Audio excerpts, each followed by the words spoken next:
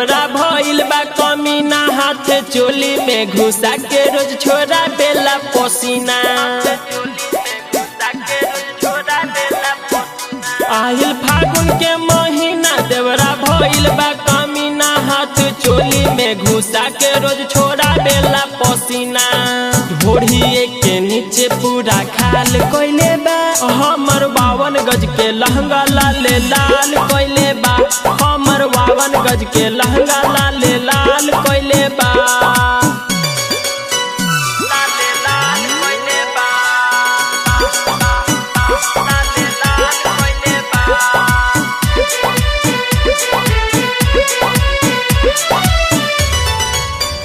सैया घर में नई खे देवरा लूटे लहार, लाल पियर कोइले बाजो बनामा हमार।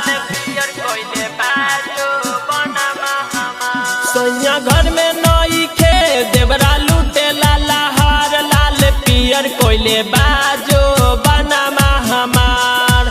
होलिया में देवरा कमाल कोइले बा, हमर 52 गज के लहंगा लाले लाल कोइले बा, हमर 52 गज के लहंगा लाले लाल कोइले बा।